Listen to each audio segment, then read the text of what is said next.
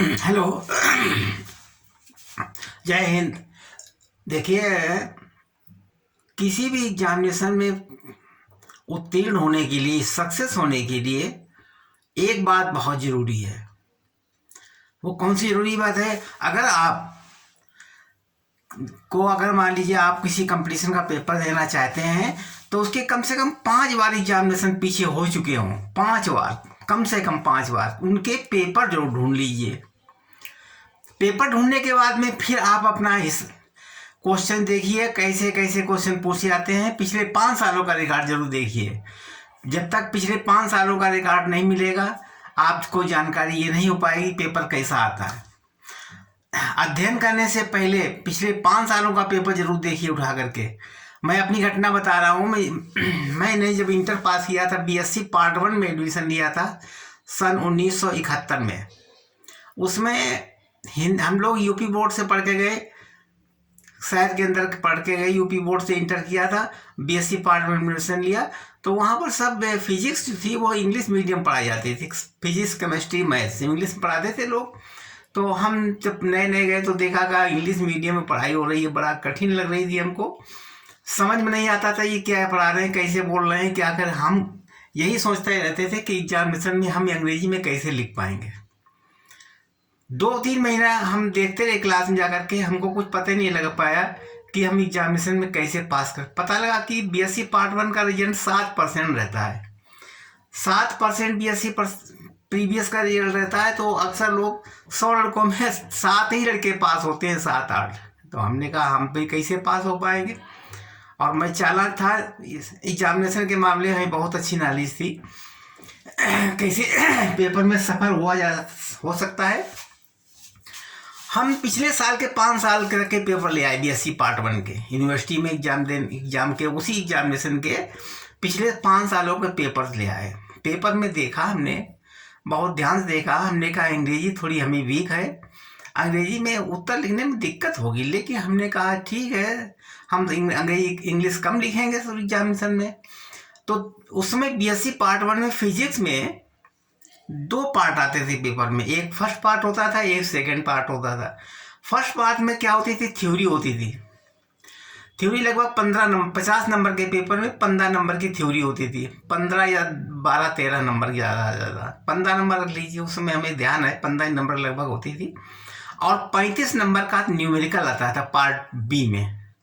35 number के numerical आते थे। उसमें क्वेश्चन की संख्या कम होती थी और मार्क्स 3-3, 4-4, 5-5 नंबर के क्वेश्चन आते थे न्यूमेरिकल के। और हमने क्या काम किया, हम जानते थे कि हम गणित खूब लगा लेते हैं। गणित में प्रैक्टिस थी, मतलब कोई भी कैलकुलेशन करने का मेथड हमें बहुत अच्छा था। हम कोई भी देख करके ही कैलकुलेट कर देते थे। तो बीएससी पार्ट 1 हमने देखा जब 35 नंबर के न्यूमेरिकल आते, फिर हमने सोचा था कि न्यूमेरिकल क्यों नहीं तैयार कर लिए जाए। 35 नंबर के क्वेश्चन है, उसमें मैथमेटिकल काम होगा तो हम न्यूमेरिकल लगा सकते। तो उसमें राजकुमार मित्तल की किताब मैं खरीद लाया, फिजिक्स की, कुमार मित्तल की। तो उसके सारे न्यूमेरिकल्स मैंने लगाना शुरू किए और केवल फार्मूला लिख देते थे कि मान लीजिए फर्स्ट चैप्टर है, कूलम का नियम का है, तो उसका कूलम का नियम लिख लिया, फार्मूला लिख लिया और हम उसके पूरे चैप्टर के न्यूमेरिकल लगा लिए। और ऐसे पूरी किताब में लगभग 80% हमने न्यूमेरिकल सॉल्व कर डाले। अब हम पेपर देने गए तो हमने जितना भी पढ़ा था न्यूमेरिकल, सारे न्यूमेरिकल में सही कर दिए थे। मतलब 50 में 35 नंबर के पूरे सवाल लगा डाले। और जिसमें पेपर दे के निकले तो लोग हमसे पूछ रहे एक पैसे पेपर कैसा रहा। पेपर बहुत सरल था। न्यूमेरिकल तो मैंने सबरे सही कर दिए, पूरे सही कर दिए। थ्योरी में भी थोड़ा बहुत लिखा है। कल पेपर लोग लड़के बता रहे पेपर बड़ा कठिन है और तुमने कैसे 35 नंबर न्यूमेरिकल लगा दिया। अरे हमने क्या, केवल हमने न्यूमेरिकल ही पढ़े ढंग से और हमने जितना कर सक, हमारा थ्योरी पढ़ते वो भी ठीक था। थ्योरी से फार्मूला निकाल लिए, सारे न्यूमेरिकल लगाना सीख लिए। एग्जामिनेशन हुआ पार्ट 1 में मेरे 35 नंबर फर्स्ट पेपर में आ गए और सेकंड पेपर में 30 नंबर आ गए। ऐसे 50 में 30, यानी 100 नंबर के में लगभग 65 नंबर आ गए। 100 नंबर के पेपर में 65 नंबर फिजिक्स में आ गए। जब पार्ट 2, उस समय 2 साल का स्नातक परीक्षा होती थी, जब पार्ट 2 पहुँचे तो पूछा गया कि 100 में 60 नंबर फिजिक्स किसके आए। तो मैं खड़ा हो गया, हमने कहा 60 से ज़्यादा मेरे 65 नंबर। कि क्लास में 80-90 के लड़के बैठे क्लास के अंदर, उसमें 4-5 लड़के खड़े हुए केवल, 60 के ऊपर वाले। मैं भी खड़ा हो गया तो लोग मेरी तरफ देखने लगे, अरे तुम्हारे नंबर इतने कैसे आ गए? हमने कहा मेरे तो 65 हैं। 65 नंबर कैसे आ गए? 65 नंबर? हमने कहा हम बड़ी जुगाड़ से पढ़ते हैं हम, अब क्लास में जो पढ़ाया जाए उससे मतलब नहीं रखते थे। नहीं रखा मैंने कहते फिजिक्स में। हमने कहा हम तो न्यूमेरिकल वाले आदमी हैं, न्यूमेरिकल लगा लेंगे। 70 नंबर में हमारे 65 नंबर न्यूमेरिकल सही कर दिए, मतलब फर्स्ट डिवीजन से नंबर ज़्यादा आ गए। यही एक ट्रिक होती है। अगर मैं थ्योरी से ही पढ़ता रहता, इंग्लिश में पढ़ता रहता, देखता रहता, तो इतने नंबर नहीं आ पाते। तो कहने का मतलब है एग्जामिनेशन की कोई ट्रिक होती है, उस ट्रिक को फॉलो करने के लिए पिछले 5 साल तक के पेपर ढूंढिए। पिछले 5 साल तक के पेपर जब ट्रिक में आ जाएंगे, तुम्हारी समझ में आ जाएंगे, तो वही चीज़ जो तुम्हें खूब आती है उसको तैयार कीजिए। इसी तरह केमिस्ट्री में भी न्यूमेरिकल खूब आते थे, मतलब उतने ज़्यादा नहीं आते जितने फिजिक्स में आते। केमिस्ट्री में 2-3 न्यूमेरिकल आए थे, तो वो भी मैंने सही कर दिए और केमिस्ट्री में भी पास हो गए। मैथमेटिक्स में वाली कम नंबर आए सबसे ज़्यादा, तो फिर केमिस्ट्री फिजिक्स में खूब आए कि मैं मैथमेटिक्स में कम थोड़े आए थे। लेकिन हम जो केमिस्ट्री फिजिक्स से डरते थे कि हो सकता है इसमें फेल ना हो जाए, तो न्यूमेरिकल सारे न्यूमेरिकल मतलब मैथमेटिकल काम पूरा मैंने ख़त्म कर लिया। तो पास होने बीएससी करने में कोई दिक्कत नहीं आई। मैंने 2 साल बीएससी पूरी कर ली। उसमें सन 71, 72, 73 में 2 साल बीएससी हुआ करते थे और मैंने बीएससी आराम से कर ली। तो ये कहने मतलब है जो भी कंपटीशन हो, अब नौकरियों में भी देखिए जो भी कंपटीशन उसके 5 साल के पिछले पेपर ले आइए। अभी टीजीटी का पेपर होता है 2-3 साल में होता है, उसके 5 साल तक के पेपर ले आइए। टीजीटी, पीजीटी और रेलवे, बैंक, जिसके पेपर होते हो पिछले सालों में ले आइए, उससे सब आइडिया लग जाता है। घर बैठे ही तैयारी कर सकते हैं आप लोग।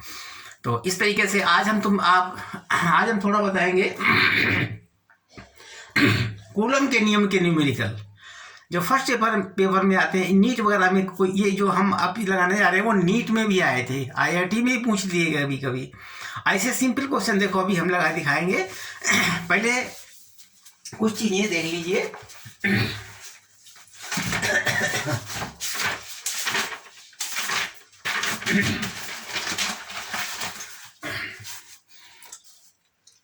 आज हम आपको चार्ज डेंसिटी बताएंगे। What is charge density? Charge density क्या होती है? देखो चार्ज डेंसिटी फिजिक्स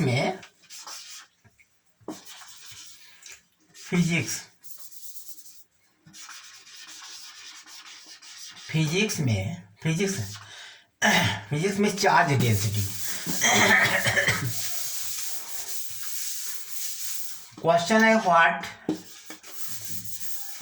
अरे यार चल नहीं रहा, बड़ा गड़बड़ कर रहा, पेन आज गड़बड़ कर रहा है और वो सही नहीं चल रहा। Charge density, what is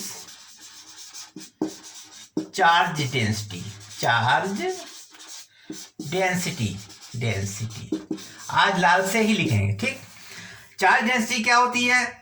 charge density 3 प्रकार की होती है। फर्स्ट होती है लाइनियर चार्ज डेंसिटी। लाइनियर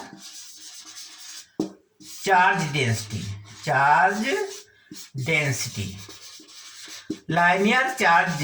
ये क्या होती है? ये होती है लैम्डा बराबर Q/L। ये लैम्डा बराबर Q/L होती है चार्ज से।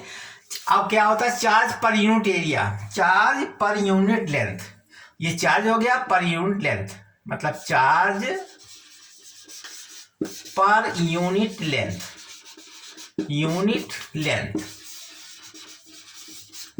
ये कहलाता है लाइनियर चार्ज डेंसिटी। लैम्डा बराबर होता है Q/L। मैंने Q चार्ज है और यह लेंथ, मतलब कितनी लंबाई में कितना चार्ज है, ये चार्ज पर यूनिट एरिया कहलाती है, ठीक है। नंबर दूसरा है सरफेस चार्ज डेंसिटी। क्या है? Surface charge density. इसको क्या बोलते हैं? गामा। इसको क्या है? फॉर्मूला है गामा बराबर Q/A, मतलब चार्ज पर यूनिट एरिया। क्या है? Charge per unit area. ये चार्ज पर यूनिट एरिया। और तीसरा क्या होता है? Volume charge density. Volume charge density, मतलब मालूम चार्ज डेंसिटी क्या कहते हैं, रो, ये शब्द होता है। रो बराबर होता है Q/V, मतलब इसका है charge per unit volume, charge per unit volume. ये याद रखना चाहिए। हर चार्ज मतलब इसकी चार्ज के लिए लेमडा बराबर होता है Q/L, charge per unit length. और सरफेस चार्ज डेंसिटी क्या होती है, गामा बराबर होता है Q/A। कभी हम Q/L को लेमडा लिख देते हैं। मैं कैपेसिटी वाले जब चैप्टर में जाएंगे और भी आगे चीजें जो पढ़ाएंगे उसमें ये चीजें का प्रयोग करेंगे। Q/A को गामा लिख देंगे और Q/V को रो टाइप्स लिख देंगे। ये हमारी यूनिट चार्ज डेंसिटी कहलाती है। ठीक है, अब बिगाड़ते हैं इसको। इसके बाद कुछ न्यूमेरिकल देखिए।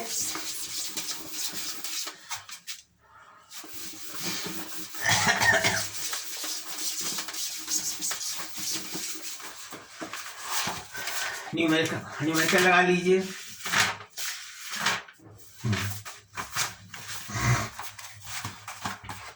पहला न्यूमेरिकल है 2 point charger 1 QP।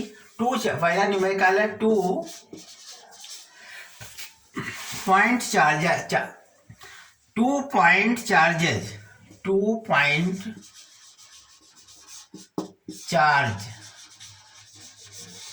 Charges 1 microcoulomb and 6 microcoulomb are separated by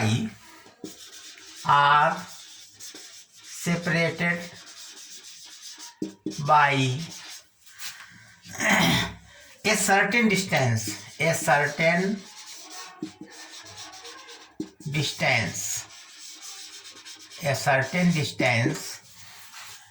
what will be the ratio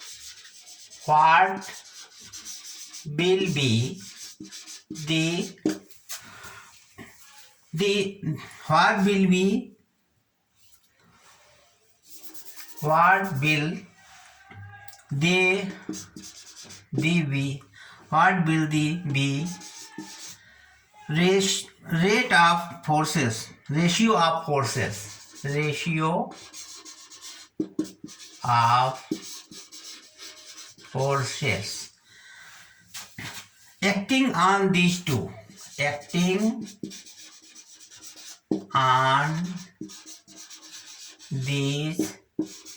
ये क्वेश्चन है। फिर सुन लीजिए, देख लीजिए इसमें 2 point charger 1 microcoulomb and 6 microcoulomb are separated by a certain distance, what will be ratio of forces acting on these two?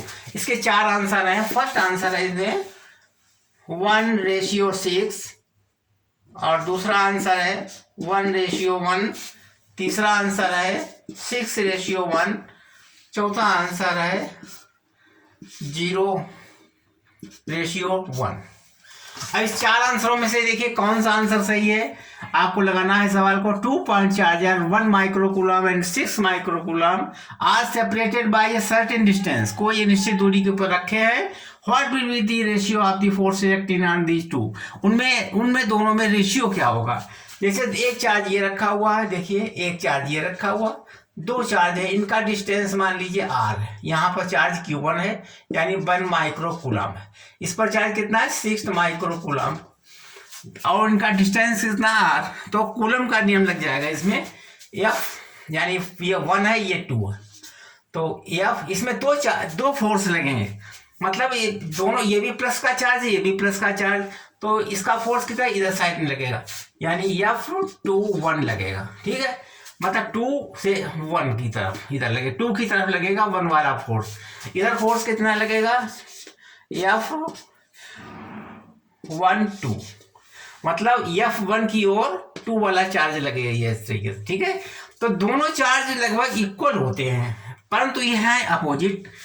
अब देखिए दोनों चार्ज इक्वल होंगे क्योंकि ये इस पे फोर्स लगा रहा है, ये इस पे फोर्स लगा रहा है, तो फोर्स दोनों इक्वल ही होंगे। तो लेकिन इनका डायरेक्शन अपोजिट है, इतना ध्यान रखिए। तो F कूलम के नियम के अनुसार F12 is equal to minus F21, मतलब फोर्स तो क्योंकि ये इसका ये फोर्स इधर लग रहा है, इधर लग रहा है, तो दोनों एक दूसरे के माइनस चार्ज के बराबर होंगे। अब देखिए इसको हम रेशियो पता लगाना चाहते हैं, इसको इधर लाए F12 मॉडुलस अपान F21 मॉडुलस। मॉडुलस माने दोनों बराबर हो जाएंगे, 1/1, ये इधर चला गया तो 1/1 हो जाएगा। अब मॉडुलस मतलब हो गया दोनों फोर्स 1/1, ये सही है। तो इसमें कौन सही है? 2 वाला सही है, 2 वाला 1/1 2 वाला सही है। कौन सही है? 2 वाला। समझ गया इसको? दो फोर्स लगे, इधर फोर्स लगा एक उधर फोर्स लगा, दोनों फोर्स हैं तो बराबर मतलब 1:1 हो गया। लेकिन कैलकुलेशन थोड़ा ऐसा बना दिया तो उसमें कोई बात नहीं, फोर्स दोनों इधर एक डायरेक्शन चेंज हो गया, इसको मॉडुलस लगा दिया, मॉडुलस में दोनों प्लस में हो जाएंगे। तो जब दोनों प्लस में आएंगे 1:1 की वैल्यू इसकी आ जाएगी, ठीक है। समझ गए? देखिए ठीक करेक्ट।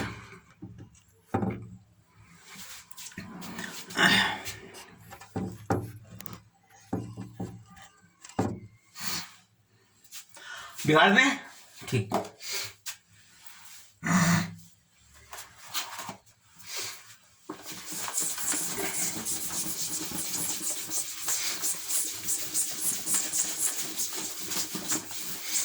दूसरा सवाल देखिए, second question. Two charges of 46 of 40 microcoulomb and -20 microcoulomb are placed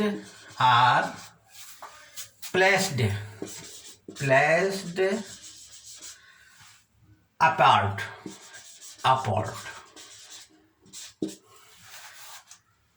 They are touches. They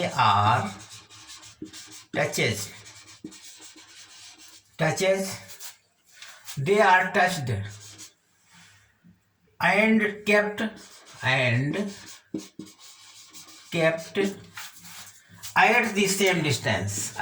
the same distance. The ratio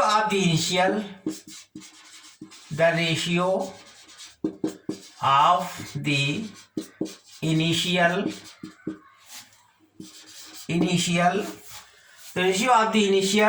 to the final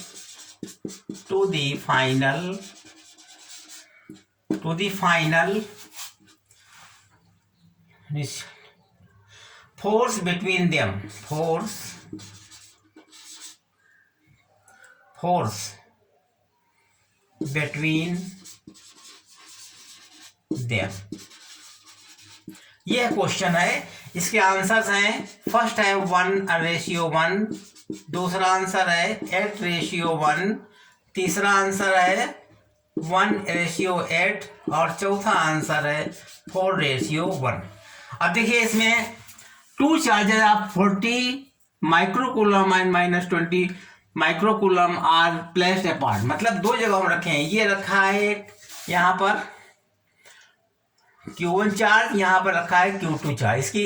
इसका माइक्रोकूलम, इसकी चार्ज है 40 μc, इसका है -20 μc और डिस्टेंस 1 है, ठीक है। तो इसका F निकाल सकते हैं, F बराबर K। अब देखिए 40 × 20 माइनस में प्लस रहता है अपान R², ये न्यूटन है, इतना फोर्स आया गया।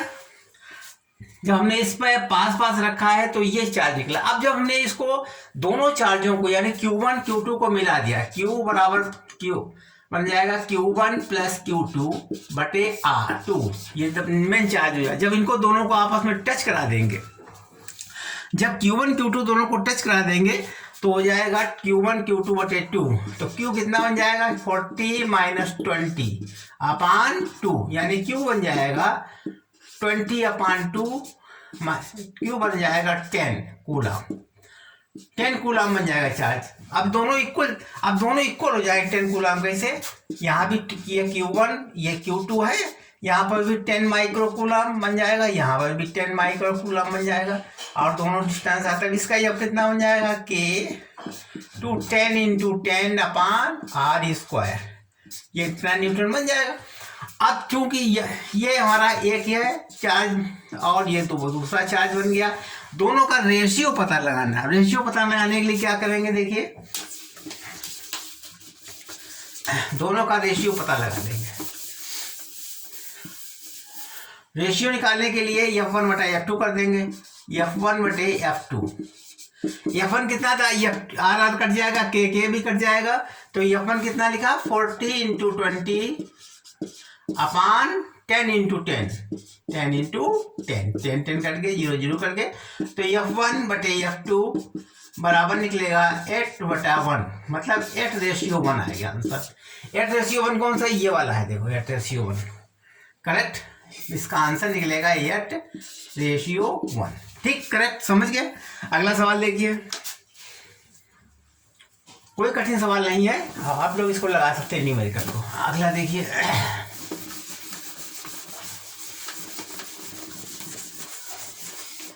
हाँ अगला सवाल है, ए charge Q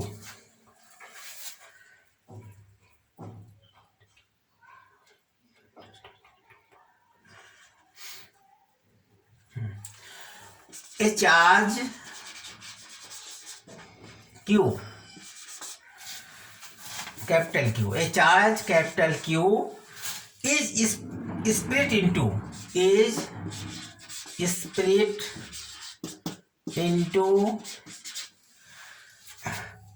two parts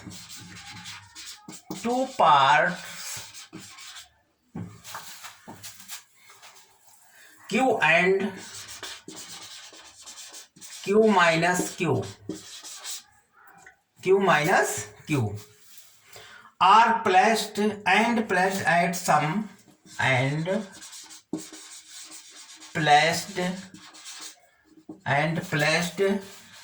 some distance,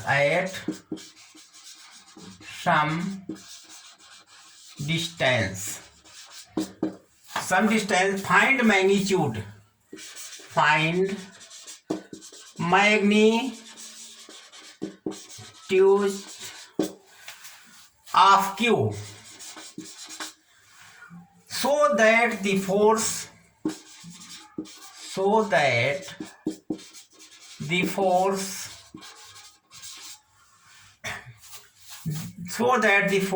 of intersection between the two parts between the two parts is maximum। ये सवाल है। देखो, ये चार्ज आप Q is the charge of Q is split into two parts, Q and Q minus Q, and placed at a distance। यहाँ पर दो charge हैं, ये यहाँ रखा हुआ, यहाँ पे रखा है Q चार्ज, यहाँ रखा है Q माइनस Q चार्ज रखा है। ठीक है, एक जगह रखा है Q चार्ज और दूसरे में रखा है Q माइनस Q चार्ज। ठीक है, देख लिया।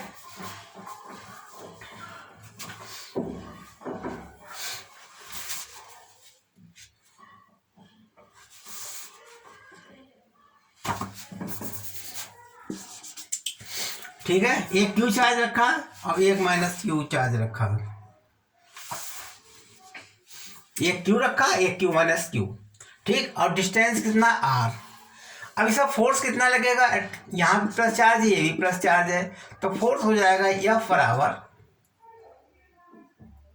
K क्यू माइनस क्यू बटे आर स्क्वायर। ठीक है, इतना फोर्स लग जाएगा। अब इसमें हम मैक्सिमम फोर्सेस मैक्सिमम फोर्सेस के लिए क्या होगा, dF upon dQ is zero कर दीजिए। dF upon dQ is zero. अब इसका हमको अब इंटीग्रल कर दीजिए। इसका इंटीग्रल कितना होगा, dF अपॉन dQ बराबर के कांस्टेंट बाहर ले लीजिए, के अपॉन आर स्क्वायर बाहर हो गया कांस्टेंट। अब इसको मल्टीप्लाई कर दीजिए अंदर, डी अपॉन डी क्यू। यहाँ किसका करना है, क्यू गुणा कर दीजिए, क्यू माइनस क्यू स्क्वायर।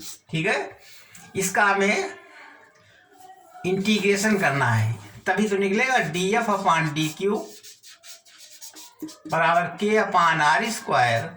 इसका इंटीग्रेशन कितना हो जाएगा, यहां पर रहेगा क्यू रहेगा केवल क्यू, इसका 1 हो जाएगा, माइनस क्यू स्क्वायर हो जाएगा 2Q। ठीक है, इंटीग्रेशन हो गया। अब चूंकि dF अपॉन dQ इस जीरो है, तो इतने बराबर जीरो हो जाएगा, तो क्या बन जाएगा, K upon R square Q minus 2Q is equal to zero. ठीक है, अब क्यू बराबर इसके बाद जीरो होता है, मतलब क्यू माइनस 2Q बराबर जीरो हो गया, और माइनस 2Q बराबर माइनस क्यू, और Q बराबर हो जाएगा Q बटे 2। ये आ गया आंसर। ठीक है, यही चार थे आंसर। पहला आंसर था इसमें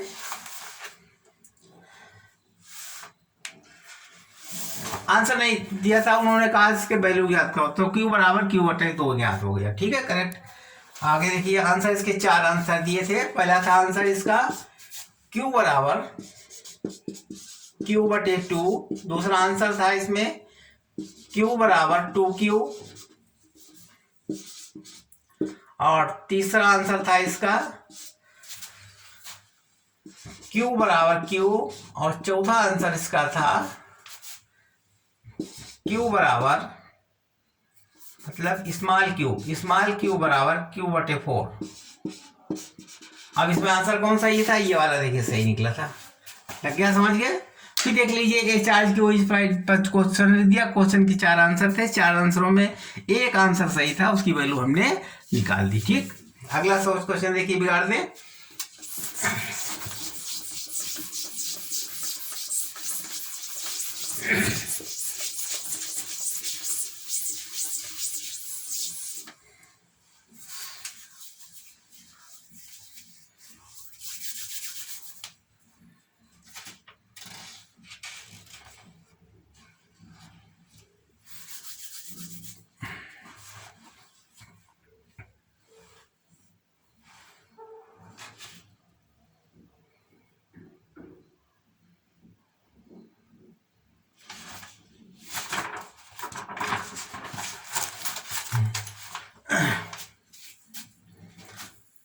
equal charges Q are placed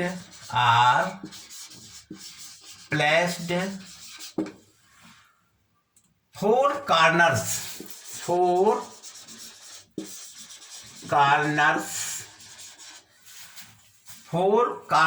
A B C D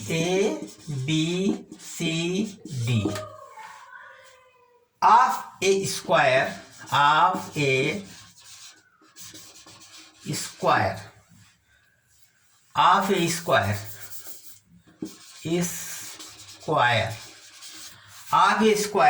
of length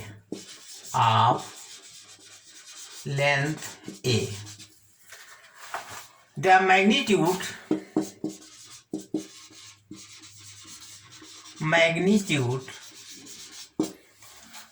of the force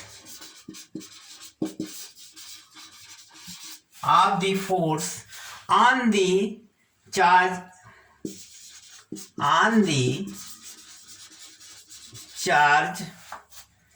eight B